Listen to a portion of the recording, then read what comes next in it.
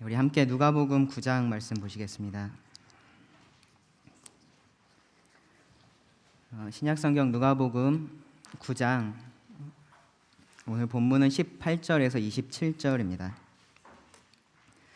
누가복음 9장 18절에서 27절이고요.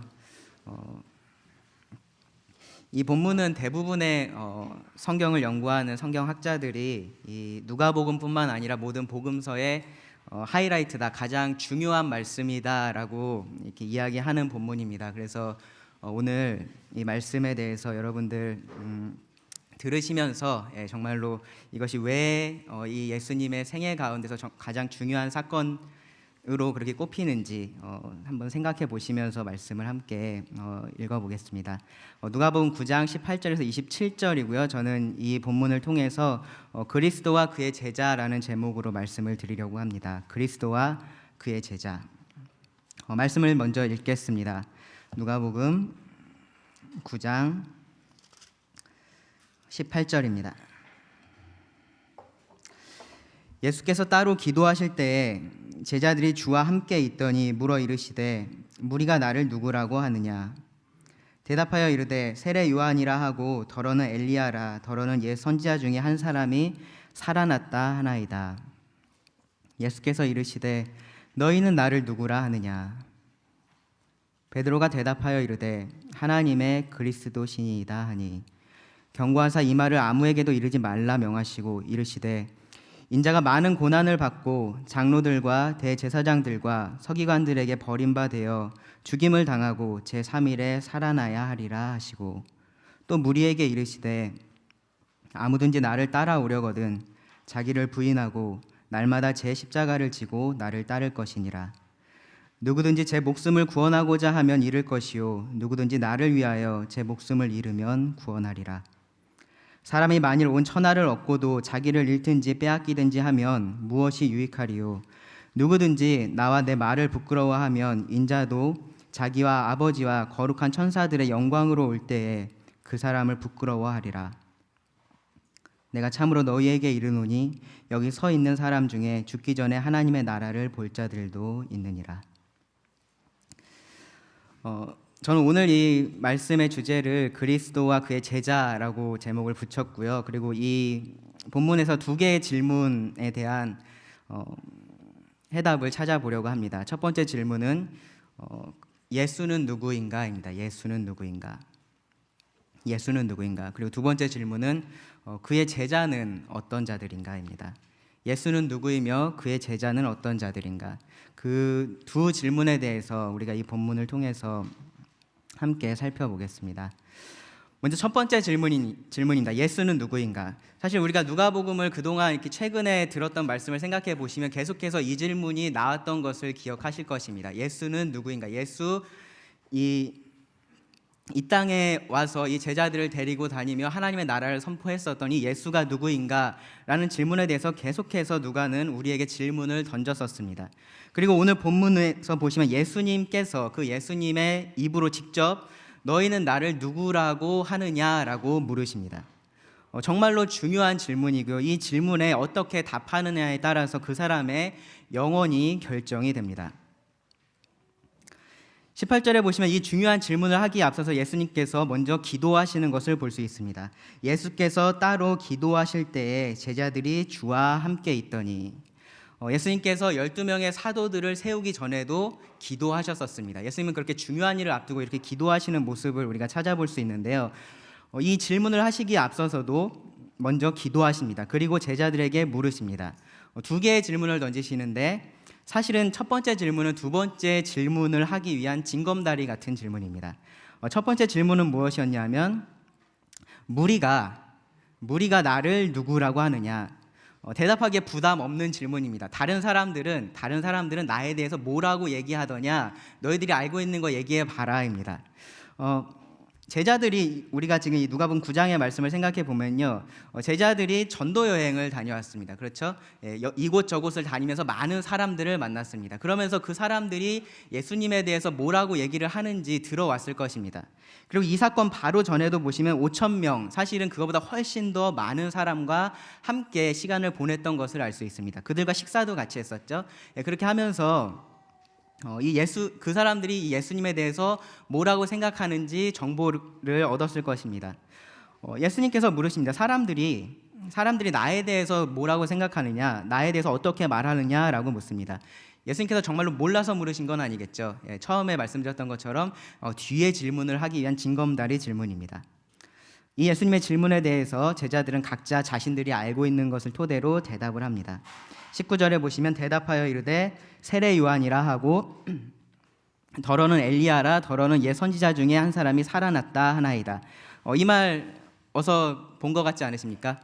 바로 위에 보시면 7절에서 9절에서 그 헤롯에 관한, 헤롯이 예수님에 대한 소문을 들은 것에 대한 기록에 보시면 동일하게 말합니다. 요한이다, 엘리야다, 아니면 옛 선지자 중에 하나다. 이 제자들도 그러한 소문을 들었던 것입니다. 그러한 정보들을 사람들로부터 들었습니다. 첫 번째로 세례 요한이 아니냐라고 묻습니다. 세례 요한이 아니냐. 아시겠지만 지금 이 시점에서 요한은 이미 죽었습니다. 그렇죠? 이 헤롯에 의해서 죽임을 당한 상태였습니다.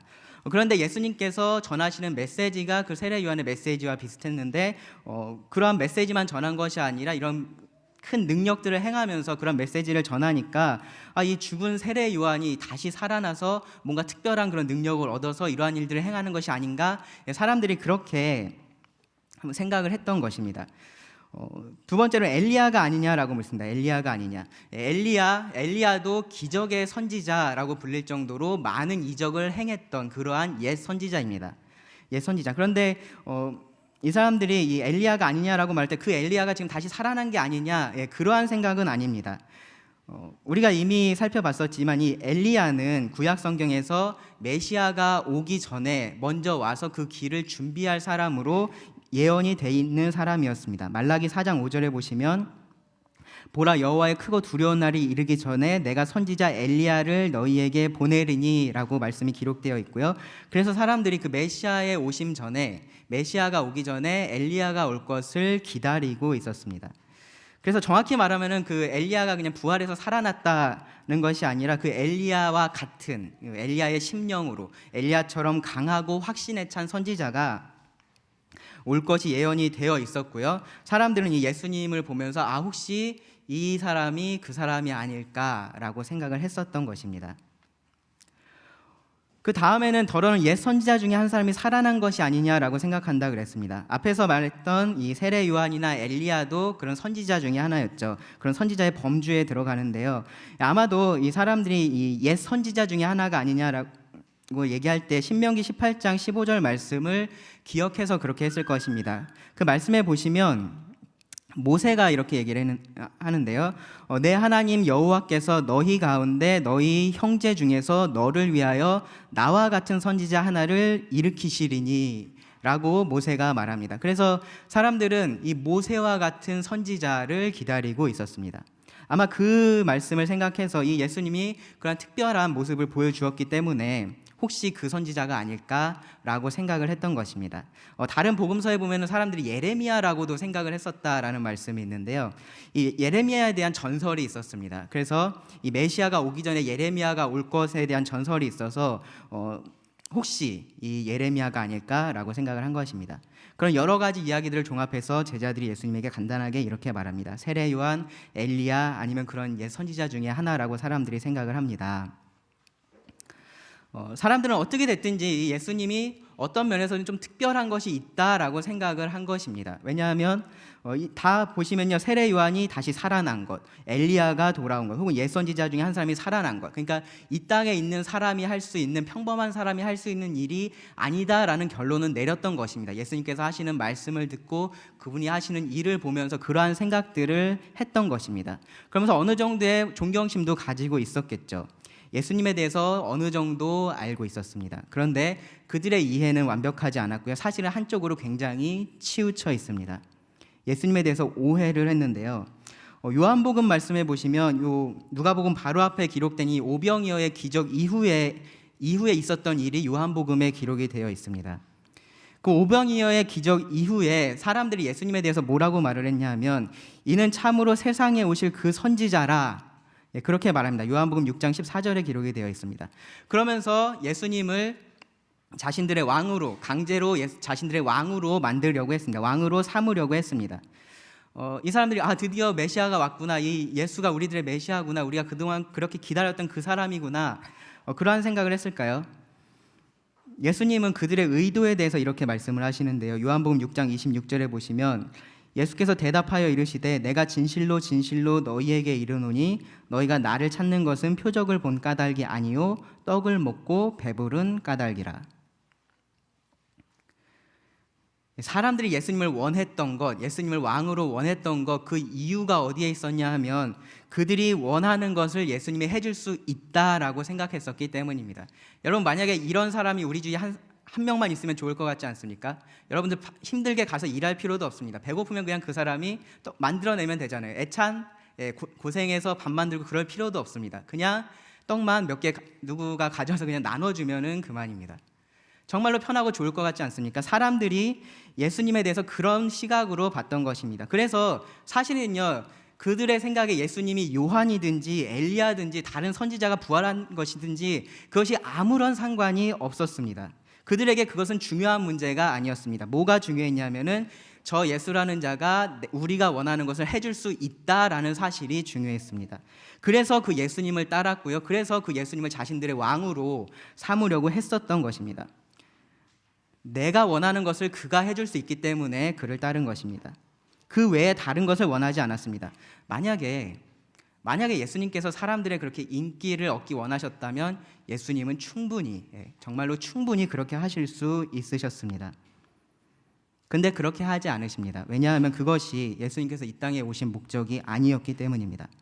그래서 예수님은 그 대중들을 향해서 예수님께서 나눠준 그 떡을 먹고 배부른 그 사람들을 향해서 예수님께서 자신이 하늘로부터 내려온 생명의 떡이다라고 말씀하시면서 그들의 영적인 필요에 대해서 말씀을 하십니다. 그럴 때 그 사람들이 어떻게 했습니까? 많은 사람들이 떠나갔습니다. 많은 사람들이 예수님을 떠나갔습니다. 저 말은 우리가 받을 수 없다라고 하며 떠나갔습니다. 그들이 예수님에게 기대했던 것은요, 그냥 좋은 얘기를 해주는 것이었고요, 그리고 그들의 육적인 필요를 채워주는 것뿐이었습니다. 그들에게 있어서 예수님은 그런 분이셨습니다. 자, 예수님이 정말로 그런 분이실까요? 이제 예수님께서 제자들에게 물으십니다. 예수께서 이르시되 너희는 나를 누구라 하느냐? 너희는 나를 누구라 하느냐? 이제 제자들에게 물으십니다. 예수님의 그 사역 기간 동안에 가장 가까이에서 예수님을 지켜봐 왔던 사람, 가장 가까이에서 그 예수님의 말씀을 들어왔던 사람, 다른 사람들은 못 봤던 많은 일들을 목격했던 그 사람들에게 예수님께서 물으십니다. 그러면은 사람들은 그렇다고 치자. 자, 사람들은 그렇게 얘기하는데 그럼 너희들은 나에 대해서 어떻게 생각하느냐? 너희는 나를 누구라고 하느냐라고 물으십니다. 베드로가 대답합니다. 하나님의 그리스도시니이다. 하나님의 그리스도시니이다. 아주 명쾌하고 아주 정확한 답을 합니다. 마태와 마가복음의 기록에 보면은 여기에 다른 수식어가 더 붙었습니다. 주는 그리스도시요 살아계신 하나님의 아들이십니다. 그렇게 베드로가 이야기를 했었는데요. 누가는 딱 이 한마디를 기록했습니다. 하나님의 그리스도십니다. 주님 당신은 하나님의 그리스도십니다. 어떤 의미일까요? 하나님의 그리스도다. 하나님께서 세우시고 보내신 구약에 약속한 그 메시아이십니다 라고 고백을 한 것입니다. 인류가 처음 범죄했을 때 하나님께서 그들의 죄에서 구원할 메시아를 약속하셨습니다. 아브라함과 언약을 맺으시면서 그 자손을 통해서 이 온 민족이 복을 얻게 될 것을 하나님께서 말씀하셨습니다. 다윗과 언약을 맺으시면서 하나님께서 그 다윗의 자손 중에 영원한 나라의 왕으로 올 자가 있을 것이다 라고 말씀을 하셨습니다. 특별히 시편 2편에 보시면 이 하나님의 기름 부음을 받은 왕이 와서 이 세상을 심판하고 다스릴 것에 대해서 예언이 되어 있습니다. 바로 그 사람이 하나님의 그리스도입니다. 이스라엘 백성들은 그런 하나님의 메시아를 기다려왔던 사람들입니다. 기름 부음을 받은 자들은 많이 있었습니다. 제사장들도 기름 부음을 받았고요. 왕들도 기름 부음을 받았고요. 선지자들도 기름 부음을 받았습니다. 그런데 예수님은 그런 사람에게 기름 부음을 받는 분이 아니라 하나님께서 직접 기름을 부으셔서 세우신 그 하나님의 그리스도다라는 것이 베드로의 고백이었고요.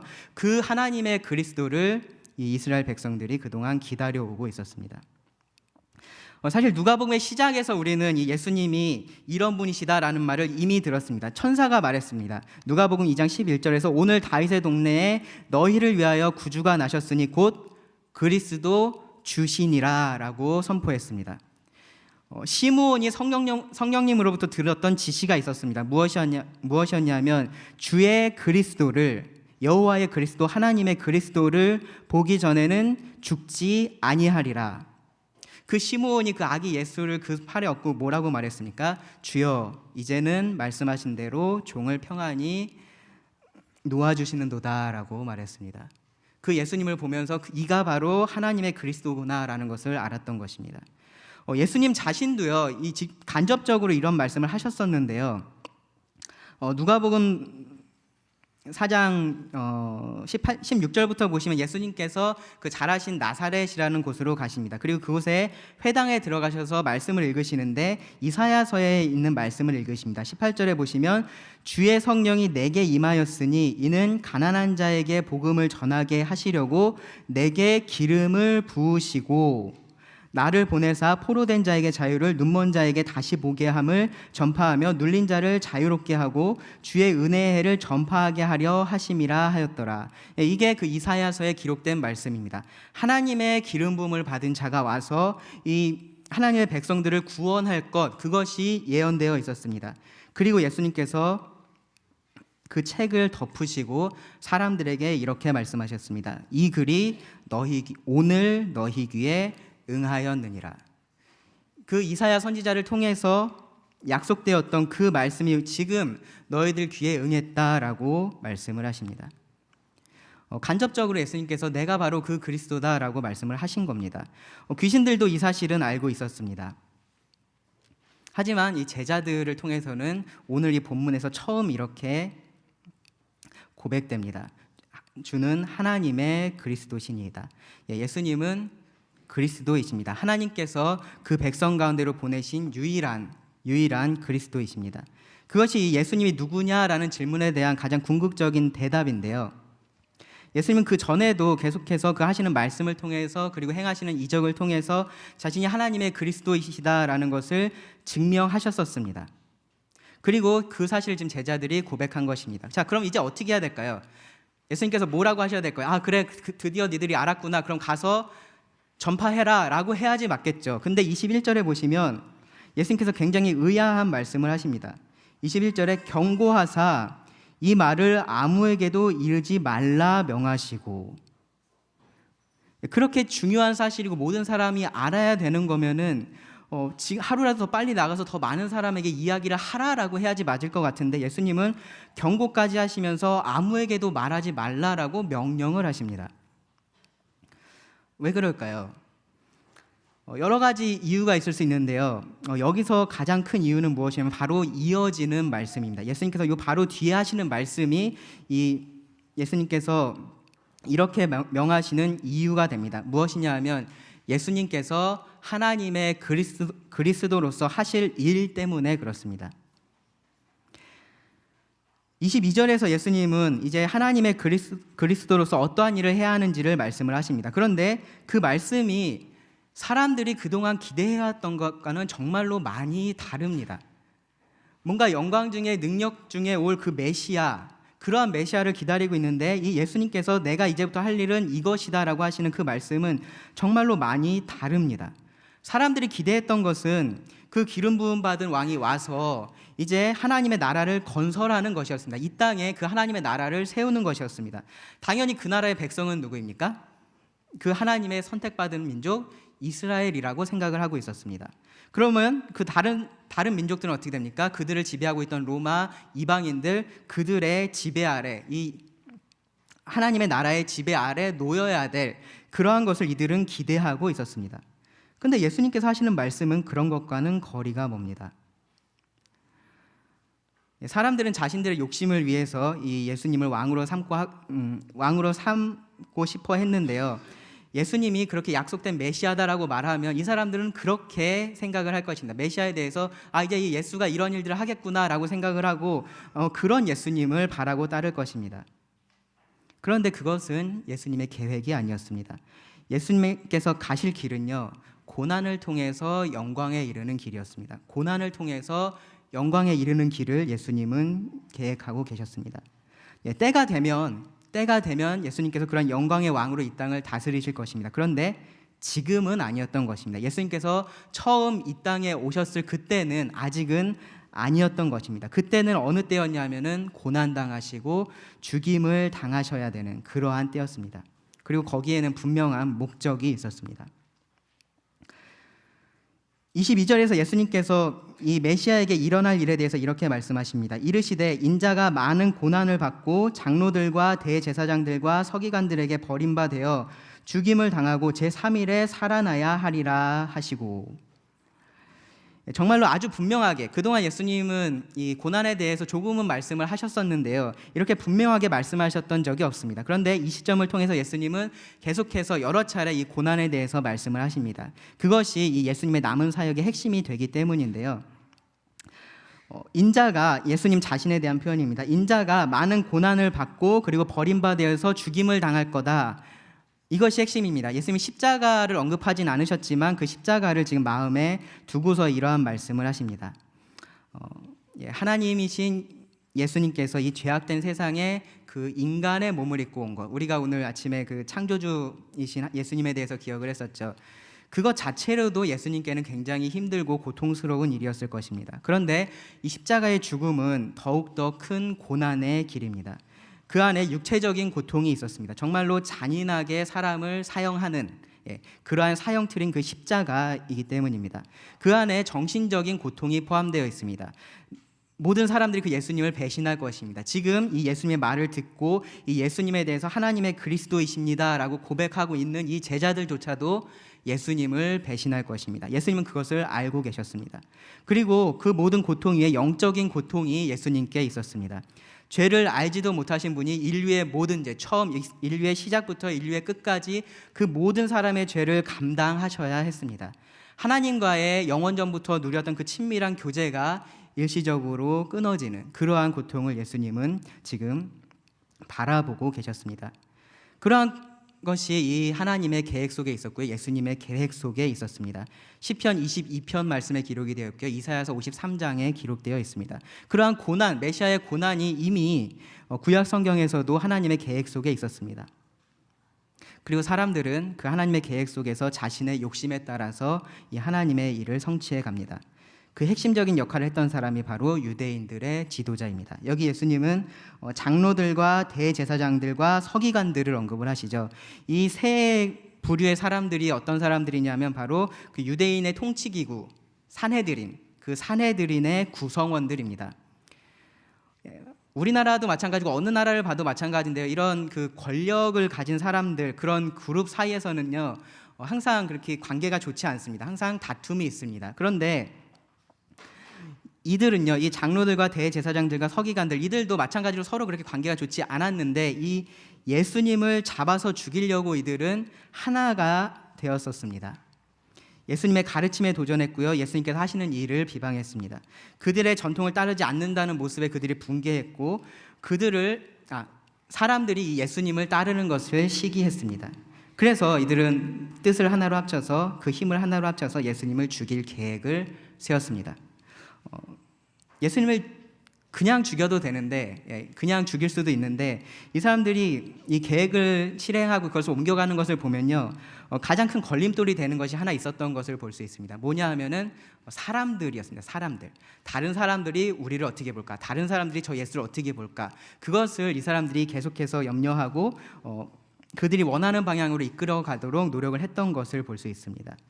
만약에 예수님을 그냥 죽이면 사람들 생각에서는 저 예수가 억울하게 죽었다, 아마 그러한 생각을 하게 됐을 것입니다. 그래서 이들은요, 예수님을 그냥 죽이지 않고 공개 처형을 하기로 결정을 합니다. 그래서 십자가에 매달아서 죽여야겠다.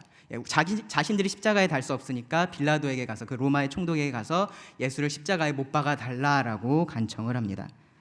어떤 죄목으로 예수님을 십자가에 못 박았습니까? 유대인의 왕, 그 십자가에 붙었던 그 죄패를 기억하실 것입니다. 유대인의 왕이었습니다. 유대인의 왕. 그들은 이 모두가 부끄러워하는 그 십자가에 유대인의 왕이라는 죄목으로 예수님을 매달았고요. 그래서 그 예수님을 공적인 죄인으로 만드는 데 성공합니다. 정말로 아이러니한 일입니다. 그들의 진짜 왕을 그들은 자칭 왕으로 치부하면서 조롱하고 십자가에 못 박아서 죽게 한 것입니다. 예수님은 지금 하나님의 메시아로서 이러한 일들이 나에게 있어야 한다라고 말씀을 하고 계십니다. 그런데 거기서 끝은 아닙니다. 예수님의 고난과 그 죽음을 목격한 사람들은 거기서 다 끝났다라고 아마 생각을 했을 것입니다. 왜냐하면 우리에게 있어서, 사람들에게 있어서 죽음은 끝이잖아요. 그렇기 때문에 끝났다라고 생각했을 것입니다. 제자들도 마찬가지였을 텐데요. 근데 하나님의 그리스도는 이 죽음으로 끝나지 않습니다. 죽임을 당하고 제3일에 살아나야 하리라. 고난이 필요합니다. 그리스도의 죽음이 필요합니다. 그리고 부활도 필요합니다. 이 고난을 통과해서 영광에 이르는 이 메시아의 길, 이것은 이 예수님을 메시아라고 인정했던 제자들조차도 받아들이기 어려웠던 부분입니다. 어쩌면은 이 예수님께서 하시는 이런 말씀을 들으면서 그 안에 있는 어떤 제자들은 지금 예수님이 자신이 메시아가 아니라고 말씀하시는 건가? 베드로의 대답이 틀렸다라고 하시는 건가? 어쩌면 그러한 생각을 했을지도 모릅니다. 그만큼 그들이 생각하고 있었던 메시아의 모습에서 이 고난이라는 것은 전혀 없었던 것입니다. 근데 이 고난이 왜 필요할까요? 예수님은 그냥 이런 일이 일어날 거다라고 말씀하시는 게 아니고요. 여기 말씀에도 보시면 제3일에 살아나야 하리라 라고 말씀하십니다. 이러한 일이 꼭 있어야 된다, 필요하다라고 말씀하시는 겁니다. 왜 이런 고난이 필요할까요? 첫 번째로는 그것이 하나님의 계획이었기 때문입니다. 누가복음 24장 46절에서 47절에 보시면 예수님께서 이렇게 말씀하시는데요. 또 이르시되 이같이 그리스도가 고난을 받고 제3일에 죽은 자 가운데서 살아날 것과 또 그의 이름으로 죄사함을 받게 하는 회개가 예루살렘에서 시작하여 모든 족속에게 전파될 것이 기록되었다라고 말씀하십니다. 이 모든 것들이 하나님의 계획 안에 있었고 그것이 기록되어 있었습니다. 그렇기 때문에 그렇게 되어야만 합니다.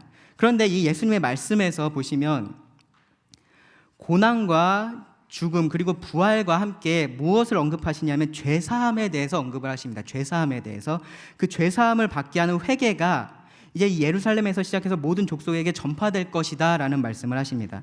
예수님의 고난과 이 죄사함과의 관계를 예수님께서 여기서 살짝 언급을 하십니다. 그리고 서신서 말씀들을 통해서 그 관계가 아주 분명하게 드러납니다. 로마서 4장 25절에서 사도 바울은 이렇게 말합니다. 예수는 우리의 범죄한 것 때문에 내줌이 되고 또한 우리를 의롭다 하시기 위하여 살아나셨느니라. 이것이 바로 필요입니다. 필요. 왜 하나님의 메시아, 하나님의 그리스도가 그냥 영광에 이르지 않고 그 고난을 통과해야만 했었는지, 그 고난을 통과했어야 하는 이유입니다. 우리가 범죄했기 때문입니다. 그리고 우리를, 그 범죄한 우리를 의롭다 하시기 위해서는 그렇게 하셔야만 했습니다. 베드로는 이렇게 말합니다. 친히 나무에 달려 그 몸으로 우리 죄를 담당하셨으니 이는 우리로 죄에 대하여 죽고 의에 대하여 살게 하려 하심이라. 베드로전서 3장 18절에서는요. 그리스도께서도 단번에 죄를 위하여 죽으사 의인으로서 불의한 자를 대신하셨으니 이는 우리를 하나님 앞으로 인도하려 하심이라. 하나님 앞에서 의롭다 하심을 얻는 것, 우리가 하나님 앞에 서는 것, 그렇게 하려면 무엇이 해결돼야 하냐면 우리의 이 죄의 문제가 해결이 되어야 합니다.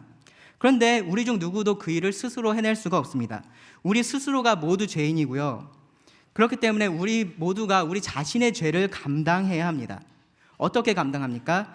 영원한 형벌을 받음으로써 감당합니다. 그 말은 무슨 말이냐면 우리는 우리 스스로 의롭게 될 수가 없다라는 말입니다.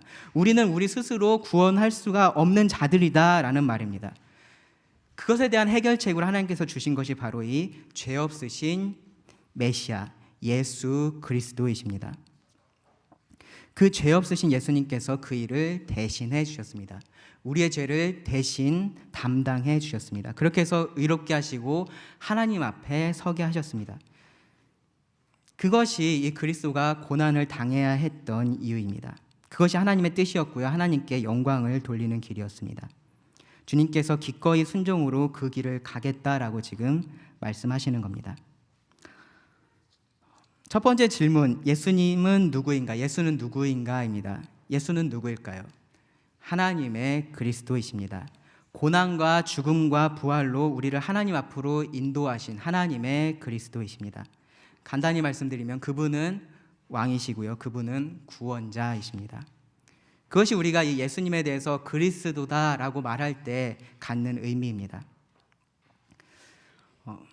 여러분들 예수님을 누구라고 말씀하십니까? 예수님을 누구라고 생각하고 계십니까? 교회에 대해서 좋게 말할 수 있습니다. 예수님에 대해서 좋은 사람이다라고 말할 수 있습니다. 그러한 말들 충분히 하실 수 있습니다. 그런데 아무리 그렇게 좋은 말을 많이 한다고 해도 이 예수가 바로 그리스도다, 즉 내 영혼의 구원자이고 내 영혼의 주인이다라고 고백하지 않는다면 사실은 그 좋은 말들이 아무런 소용이 없습니다. 또 다른 한편으로요, 만약에 여러분이 이 예수님을 그리스도다라고 고백을 한다면 여러분들의 삶은 이전과 동일할 수가 없습니다. 왜냐하면 그분을 여러분은 지금 왕이라고 말하고 있고요. 그분을 여러분은 지금 구원자라고 말하고 있기 때문입니다. 그 고백은 우리의 삶을 완전히 뒤바꾸는 고백이기 때문에 그렇습니다. 그래서 이 이어지는 말씀이 바로 그들의 삶에 대한 말씀입니다. 예수님은 이 예수를 그리스도라고 고백하는 자들, 이 예수를 스승이라고 따르는 자들이 어떠한 삶을 살아야 하는지, 어떠한 삶을 사는지에 대해서 말씀을 하십니다. 이것이 그의 제자는 어떤 자들인가? 라는 질문에 대한 대답인데요. 23절 보시면 또 무리에게 이르시되 아무든지 나를 따라오려거든 자기를 부인하고 날마다 제 십자가를 지고 나를 따를 것이니라. 제자들에게 세 가지 명령을 주십니다. 자기를 부인해라, 그리고 날마다 제 십자가를 져라, 그리고 세 번째로 나를 따르라입니다. 첫 번째로 자기를 부인한다라는 말, 여기 부인한다라는 것은 거절한다, 포기한다, 내려놓는다, 그런 의미입니다. 그래서 우리가 다른 사람에 대해서는 혹은 어떤 물건에 대해서는 이런 표현을 쉽게 쓸 수 있죠. 그것을 내가 부인한다, 내가 뭔가를 거절하거나 뭔가를 포기하거나 내려놓거나, 그런 표현 쓸 수 있습니다. 근데 나에 대해서 그러한 표현을 쓰는 것이 굉장히 어색합니다. 근데 그 말을 그대로 나에게 대입해서 하면은 이런 말입니다. 자기를 부인한다는 말은 나를 포기한다라는 말입니다. 내 삶의 중심에서 나를 내려놓는다라는 말입니다. 삶의 주인으로서의 나를 거절한다라는 말입니다. 그렇기 때문에 자기를 부인한다라는 말은요, 아주 근본적인 결정입니다. 여러분들의 삶을 한번 가만히 생각해 보십시오. 지금까지 살아왔던 삶을 가만히 생각해 보십시오. 내 삶의 주인은 누구입니까? 내 삶의 주인은 나입니다. 나의 주인은 나입니다. 내 삶의 목적도 나입니다. 무엇을 하든지 내가 행복하고 내가 즐거운 것이 중요합니다. 그렇게 사람들이 살아갑니다. 그런데 예수님은 지금 그것이 바뀌어야 된다라고 말씀을 하고 계신 겁니다. 내가 아닌 다른 것이 나의 중심에 여기에 있어야 된다라고 말씀하시는 겁니다. 누가 있어야 된다라고 말씀하십니까? 예수님이 그 자리에 계셔야 된다라고 말씀하십니다. 쉽게 말하면 이거 하면 나한테 뭐가 좋은데? 라고 질문하며 그동안 살아왔던 사람들에게 그걸 하면 예수님에게 뭐가 좋은데? 라고 질문하면서 살아야 된다라고 말씀하시는 겁니다. 그것이 자기를 부인한다라는 말의 의미입니다. 두 번째로 날마다 제 십자가를 져야 한다라고 하시는데요. 성경에 보시면 이런 비유적인 표현들이 나옵니다. 이거 예수님께서 진짜로 십자가 지고 맨날 이렇게 다녀야 된다라고 생각하시면 안 됩니다. 어떤 것에 대한 비유적인 표현이냐 하면 당시에 그 십자가형을 받은 그 죄수들의 모습에서 따온 비유적인 표현입니다. 예수님에 관한 그러한 영화들 보면은 항상 거기서 시작하죠. 예수님께서 십자가를 지고 골고다를 향해서 올라가시는 그 괴로운 장면, 그 장면부터 시작을 합니다. 그것이 그 당시에 그 로마에서 십자가형을 받은 사람들에게 내렸던 형벌 중에 하나입니다. 자신의 십자가를, 자신이 못 박힐 십자가를 자기가 지고서 그 형장까지 가는 것입니다. 왜 그렇게 하게 할까요? 몇 가지 이유가 있는데요. 첫 번째는 십자가 형벌은요, 사실 그 목적이 뭐냐면은 사람을 그냥 쉽게 죽이지 않는 겁니다. 정말로 고통스럽게 해서 천천히 죽게 만드는 것이 그 십자가 형벌의 목적입니다. 그러니까 십자가에 매달아 놨을 때도 힘들겠지만 그 이전부터 더 고통을 주는 것입니다. 그 십자가를 자기가 끌고 가면서 그 고통을 맛보게 하는 것입니다. 그런데 그것보다 그러한 목적이 하나가 있고요. 또 그것보다 조금 더 중요한 목적이 있는데요. 뭐냐 하면은 그 십자가형에 대해서 제가 아까 공개 처형이다라는 말씀을 드렸죠. 공개 처형입니다. 수치스러운 일입니다. 그 십자가를 지고 가는 길에 보면 항상 그냥 혼자 가는 게 아니고요. 사람들이 쭉 나와서 그것을 보고 있습니다. 야, 힘내라, 힘내. 그렇게 합니까? 그러지 않습니다. 사람들이 그 자리에서 그 죄인을 보면서 조롱합니다. 모욕합니다. 수치를 겪게 하는 것입니다. 그리고 또 하나 아주 중요한 게 있는데요. 뭐냐 하면 그 과정이 사람들에게, 그것을 보는 사람들에게 의미하는 것입니다. 십자가를 지고 가는 그 사람을 보면서 사람들은 어떤 생각을 할까요? 그 사람이, 그 십자가를 지고 가는 사람이 얼마나 강한 사람인지, 얼마나 많은 권력을 가진 사람인지, 그렇다고 상관없이 그 사람은 그 십자가를 지는 순간 그 로마의 절대적인 권력 앞에 굴복하고 있다라는 것을 보여줍니다.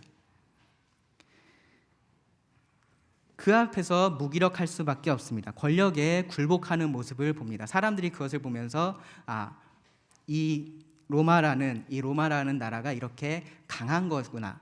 거기에 내가 굴복할 수밖에 없는 거구나. 결국은 그러한 생각을 하게 만드는 것이 이 십자가를 지고 가는 과정이 갖고 있는 의미 중에 하나입니다. 예수님께서 제자들에게 날마다 자기 십자가를 져야 된다라고 말씀하십니다. 이 십자가는요, 누가 지운 십자가가 아닙니다. 누가 강제로 이 십자가를 지게 만든 것이 아닙니다. 자기 스스로가 진 자기의 십자가입니다. 그렇기 때문에 어쩔 수 없는 굴복이 아니고요, 자발적인 순종을 보여줍니다. 그리고 그로 인한 수치와 고난, 때로는 죽음까지도 감수하는 삶이 이 예수님께서 말씀하시는 날마다 자기 십자가를 지고 가는 삶입니다. 자기를 부인하고 날마다 자기 십자가를 져라. 이 두 개의 명령은요, 이 예수님을 따르는 자들, 그들의 마음과 그들의 실제의 삶에 대한 묘사입니다. 이 세상을 떠나서 살라는 것이 아닙니다. 예수님의 제자들에게 이 세상을 따라서 너희끼리 행복하게 잘 살아라, 그것이 아닙니다. 이 세상 속에 있으면서 너희들이 나의 말에 순종하면서 살아야 한다라는 것이 예수님 말씀의 핵심입니다. 그렇게 예수님을 따르라라고 말합니다. 따르라. 따른다라는 말, 뒤쫓아간다라는 말입니다. 스승이 이쪽으로 가면 나도 일로 가고, 이 사람이 일로 가면 나도 일로 갑니다. 예수님께서 가신 길을 그대로 따라갑니다. 다른 사람들이 저쪽에서 많이 가고 있는데 예수님만 이쪽으로 가십니다. 그럼 어느 쪽으로 가야 합니까? 이쪽 길로 가야 합니다. 내가 좋아하는 것이 이쪽에 있고 예수님께서 이쪽으로 가신다면 나는 어느 길로 가야 합니까? 이쪽 길로 가야 합니다. 예수님과 다른 것을 함께 놓고 따라갈 수도 없습니다. 오직 예수님께서 가신 그 길만을 따라가는 것, 그것이 예수님을 따르는 삶입니다. 단순하죠. 복잡할 것이 하나도 없습니다. 정말로 단순한 삶입니다. 자기를 부인하고 자기 십자가를 지고 예수님을 따르면 됩니다. 단순합니다. 그런데 쉽지 않습니다. 이상한 얘기지만요, 이것이 왜 쉽지 않냐 하면, 잘 들어보십시오. 정말로 이상한 얘기입니다. 나에게 있어서 가장 큰 적이, 나에게 있어서 가장 큰 원수가 내가 돼야 된다라고 말씀하시는 거기 때문입니다. 그렇기 때문에 쉽지가 않습니다. 그런데 예수님은 거기서 더 이상한 말씀을 하십니다. 뭐냐 하면, 그렇게 하는 것이 또 가장 나에게는 좋은 것이다 라고 말씀하십니다. 지금 이 말이 이해가 되십니까? 이 예수님을 따라가는 이 삶이 나에게 내가 가장 큰 적이 돼야 되는 건데, 가장 큰 원수가 돼야 되는 건데, 그것이 결과적으로는 나에게 가장 좋은 것이다 라고 말씀을 하십니다. 예수님의 설명을 보십시오. 24절입니다. 누구든지 제 목숨을 구원하고자 하면 잃을 것이요, 누구든지 나를 위하여 제 목숨을 잃으면 구원하리라.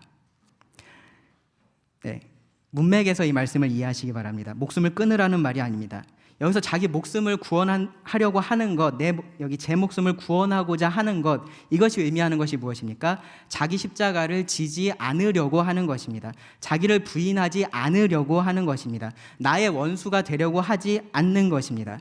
그렇게 하면은 결국은 어떻게 된다는 거냐 하면은 진짜 목숨인 영원한 생명을 잃어버리게 될 거다라는 것이 예수님의 말씀입니다. 반대로 주님을 위해서 나를 부인하고 십자가를 지면 그 영원한 생명을 얻을 것이다 라고 말씀합니다.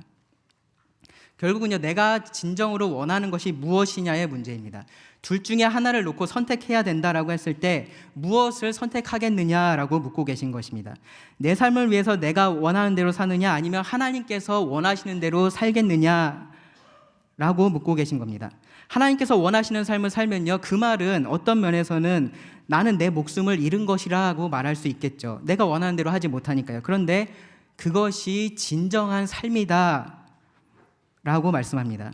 정말로 역설적이지만 나를 버리고 그리스도를 얻는 것이 진정한 삶이고, 그렇기 때문에 그것이 나에게도 최선이다라는 것이 예수님의 말씀입니다. 25절도 보시기 바랍니다. 사람이 만일 온 천하를 얻고도 자기를 잃든지 빼앗기든지 하면 무엇이 유익하리요? 이 진정한 삶, 이 영생의 가치에 대해서 말씀하십니다. 왜 내가 나의 원수가 되는 것이 나에게 있어서 가장 좋은 것인지를 말씀하십니다. 왜냐하면 그렇게 해야지만 이 영생을 얻을 수 있기 때문입니다. 그렇게 해야지만 이 영원한 것을 얻을 수 있기 때문입니다. 영생을 얻는 것은요, 이 온 세상을 얻는 것보다 더 가치 있는 일입니다. 온 천하를 얻는다 그랬죠. 결국 그 말입니다. 네가 원하는 그 모든 것을 얻는다고 치자. 네가 원하는 그 모든 것을 얻을 수 있다고 치자. 그것을 얻고서 네가 만약에 그러한 진정한 생명을 잃는다면 그것이 너에게 무슨 의미가 되겠느냐라고 묻고 계신 것입니다. 어렵고 힘든 길입니다. 어떻게 보면 굉장히 손해보는 일을 예수님께서 말씀하시는 겁니다. 그런데 그렇지 않다라는 것이 지금 이 예수님의 말씀입니다.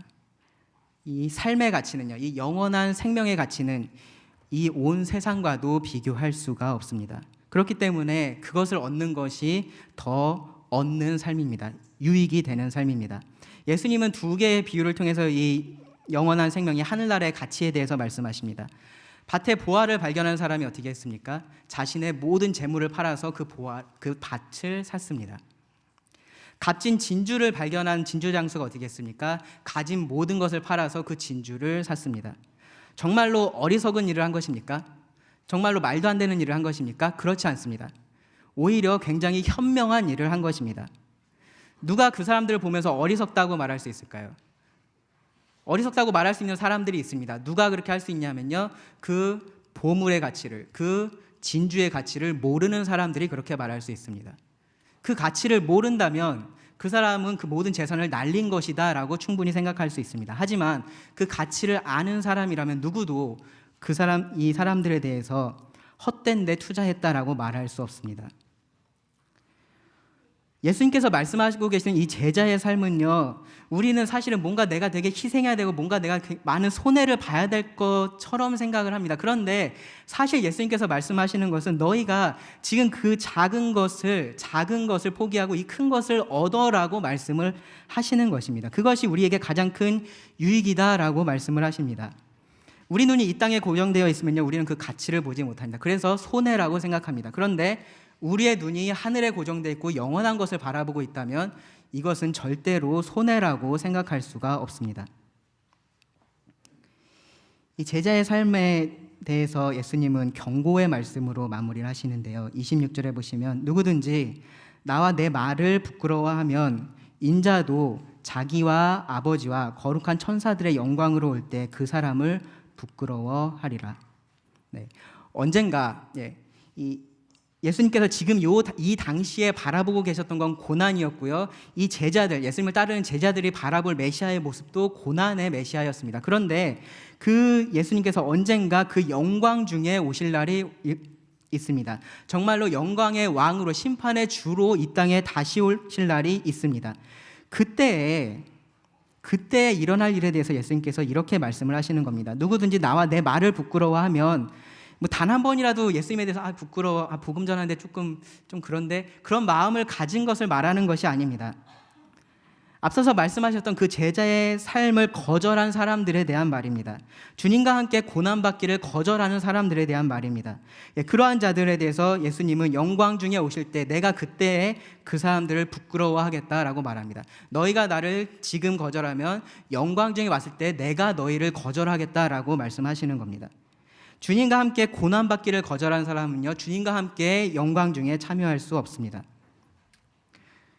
그 영광의 주로 오실 그 주님을 만날 사람은 바로 이 고난의 주를 따르는 자들이다라는 것이 예수님의 말씀입니다. 그리고 27절에서요. 27절에 보시면 예수님께서 이런 말씀을 덧붙이십니다. 내가 참으로 너희에게 이르노니 여기 서 있는 사람 중에 죽기 전에 하나님의 나라를 볼 자도 있느니라. 그 하나님 나라의 영광을 그 자리에 있었던 사람들 중에 몇에게 예수님께서 보여주실 것에 대해서 말씀을 하십니다. 지금 예수님께서 말씀하시는 영광은 눈에 보이고 있지 않습니다. 언젠가 올 영광입니다. 그 보이지 않는 것을 믿고 따라와라라고 예수님께서 말씀하시는 건데요. 그래도 이 제자들에게 이 말씀으로 위안을 주십니다. 이 자리에 있는 사람 중에 이것을 볼 사람들이 있다. 그것을 우리가 다음 누가복음 시간에 듣게 될 텐데요. 그때 자세히 들으시기 바랍니다. 이들의 몇몇은 그 그리스도의 영광을 보았습니다. 그리고 그 말씀을 이 성경책에 기록해 두었습니다. 우리가 지금 보지 못하지만 이 영광의 주님은 이 몇몇의 제자들이 보았던 것보다 훨씬 더 영광스러운 모습으로 우리에게 다시 오실 것입니다. 자, 그리스도의 제자들은 그럼 누구일까요? 예수님에 대해서 예수님은 하나님의 그리스도다라고 말씀을 드렸습니다. 그럼 이 그리스도의 제자들은 누구입니까? 바로 그 그리스도, 하나님의 그리스도의 발자취를 그대로 따라가는 자들입니다. 그분의 고난에 참여하고 그렇기 때문에 그분의 영광에 동참하는 자들이 그리스도의 제자들입니다. 오해하지 마시기 바랍니다. 어떤 뛰어난 일을 해서 이렇게 제자가 된다라는 말이 아닙니다. 이렇게 제자로서의 삶을 살아서, 그러니까 예수님께서 말씀하신 이런 삶을 살아서 우리가 제자가 될 수 있다라는 말이 아닙니다. 구원은 언제나 믿는 자에게 은혜로 주어집니다. 그런데 그 구원을 받은 자들은 이 예수님께서 말씀하신 이러한 삶을 살고자 하고요, 그런 삶을 추구한다라는 것입니다. 왜 그럴까요? 왜 그러냐면 그 예수님의 가치를 알기 때문입니다. 그 그리스도의 가치를 알기 때문입니다. 영적인 것, 영원한 것, 하늘의 가치를 알기 때문입니다. 그 가치를 알기 때문에 지금 내가 가진 것, 지금 내가 누릴 수 있는 것을 정말로 즐겁게, 기꺼이 포기하는 자들입니다. 누가 예수님의 제자가 될 수 있을까요? 누가 예수님의 제자가 될 수 있을까요? 23절에 보시면 예수님께서 이 제자들에 대해서 말씀하실 때 이렇게 시작합니다. 무리에게 이르시되 아무든지 나를 따라오려거든. 그 자리에 있는 무리들에게 말씀하셨고요. 아무든지, 누구든지라고 말씀을 하십니다. 이 예수님의 말씀에 누가 해당됩니까? 누구든지 해당이 됩니다. 누구든지. 예수님을 따르는 데 있어서 조건은 필요 없습니다. 신분도 필요 없고요. 성별도 필요 없고요. 민족도 필요 없고 나이도 필요 없습니다. 얼마나 깨끗한 삶을 살았는지, 얼마나 죄악된 삶을 살았는지 그러한 것도 필요하지 않습니다. 누구든지 예수님을 따라오고자 하면 따라올 수 있습니다. 예수님은 지금도 여러분들을 그렇게 부르고 계십니다. 원하는 자는 오라고 말씀하십니다. 근데 오라고 하시면서 예수님께서 거짓말하지 않으십니다. 사기치지 않으십니다. 제자를 부르기 위해서 좋은 것만 말씀하지 않으십니다. 제자가 되는 것은 아무런 대가가 없습니다. 누구나 제자가 될 수 있습니다. 그런데 그 제자로서 사는 것은 이 땅에서의 분명한 희생과 대가가 있다는 것 예수님께서 분명하게 말씀하십니다. 그리고 예수님이 그것을 계산해 보라고 하셨습니다. 계산해봐라. 계산해봐서 너희가 할 수 있으면 하고 할 수 없으면 하지 마라라고 하십니다. 계산해봐라. 계산해 볼까요? 우리가 이 땅에서의 삶을 추구하면서 우리가 나를 위해서 내 목숨을 구원하려고 이 땅에서의 살면 무엇을 얻겠습니까? 이 땅에서의 것을 얻을 수 있습니다. 이 땅에서의 일시적인 것을 얻습니다. 이 땅에 썩어질 것을 얻을 것입니다. 잠시의 만족을 누릴 것입니다. 그리고 영원의 나라에서 심판의 주를 만나게 될 것입니다. 내가 그 예수님을 따르기 위해서 나의 이 땅의 것을 포기하면 우리는 무엇을 얻을 수 있을까요? 영원한 것을 얻습니다. 하늘에 썩지 않을 것을 얻습니다. 영원한 기쁨을 얻습니다. 그리고 그 영원의 나라에서 사랑의 아버지를 만나게 될 것입니다. 여러분 계산해 보시기 바랍니다. 무엇을 선택하시겠습니까? 어느 쪽이 정말로 남는 일입니까? 마지막으로 이미 제자의 삶을 선택하신 여러분들에게 두 가지 말씀을 더 드리고 말씀을 마치고자 합니다. 첫 번째는요, 여러분들 이 질문을 생각해 보시기 바랍니다. 나는 정말 제자로서 이렇게 합당한 삶을 살고 있을까? 나는 정말로 이 제자로서 합당한 삶을 살고 있을까? 때로는 우리가 주님께서 우리의 연약함을 아시죠, 그렇죠? 우리가 연약합니다. 넘어질 수 있습니다. 그런데 때로는 나의 그 연약함에 계속해서 기대서 이 하나님의 능하심, 하나님의 능력, 이 길을 걸어갈 수 있게 하시는 그 하나님은 혹시 잊고 있는 것은 아닌가 생각해 보시기 바랍니다. 혹은요, 이 길에 들어선 지 너무 오래돼가지고 내가 지금 어디를 가고 있는지, 무슨 길을 가고 있는지 내가 지금 잊고 있는 것은 아닌가 한번 생각해 보시기 바랍니다. 그리고 다시 한번 이 예수님께서 말씀하신 제자의 삶을 묵상해 보십시오. 자기를 부인하고 날마다 그 십자가를 지고 예수님을 따르는 삶, 그리고 그 목표를 향해서 걸어가시기 바랍니다. 두 번째로, 지금 이 길을 계속해서 오시면서 지쳐 계시다면, 지금쯤 지쳐 계시다면 여러분들에게 이 말씀을 드리고 싶습니다. 여러분, 예수님이 어떤 분이신지, 여러분들을 이 길로 부르신 그 예수님이 어떤 분이신지 다시 한번 생각해 보시기 바랍니다. 예수님은 하나님의 그리스도이십니다. 고난을 통해서 영광에 이르셨습니다. 우리는 지금 이 길에 있는데, 이 길에 있는 우리는 지금 어떤 과정에 있는 것입니까? 예수님을 따라가는, 그 길을 그대로 따라가는 과정 중에 있습니다. 그 영광을 향해서 가고 있습니다. 그런데 그 길에 고난이 있는 것입니다. 주님께서 이 길을 먼저 가셨습니다. 주님께서 이 고난의 길을 통과해서 영광에 이르셨습니다. 그리고 그 주님께서 우리들에게 말씀하십니다. 나를 따라와라. 너희가 이 고난을 통과해서 이 영광에 이르러라 라고 말씀하십니다. 주님도 이 고난의 길을 가시면서 그 십자가 너머에 있는 영광을 바라보시면서, 그 기쁨을 바라보시면서 이 길을 가셨습니다. 너희도 이 고난 너머에 있는 그 기쁨을 바라보며 따라오라 라고 예수님께서 말씀하고 계십니다. 지금 이 길 중에는 예수님께서 함께하지 않으실까요? 이 길 중에도 함께 하십니다. 그리고 이 길 끝에서 예수님께서 기다리고 계십니다. 그 예수님을 기억하시면서 여러분들 하루하루의 삶을 사실 수 있기를 바랍니다. 기도하시고 말씀을 드리겠습니다.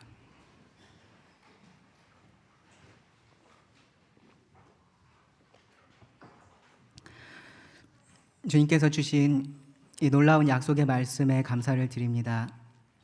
주님, 저희가 이 주님을 따라가는 길이 참으로 어렵다고 느껴지고 힘들다고 느껴질 때가 많이 있습니다. 하지만 주님께서 저희들 눈을 열어주셔서 정말로 가치 있는 것이 무엇인지, 정말로 우리가 어디를 향해서 가고 있는지 보게 하여 주시옵소서.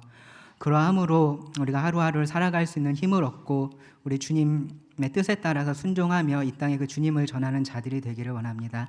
주님께서 저희 한 사람 한 사람 가운데 역사하여 주시기를 원하오며 예수님의 이름으로 기도드립니다.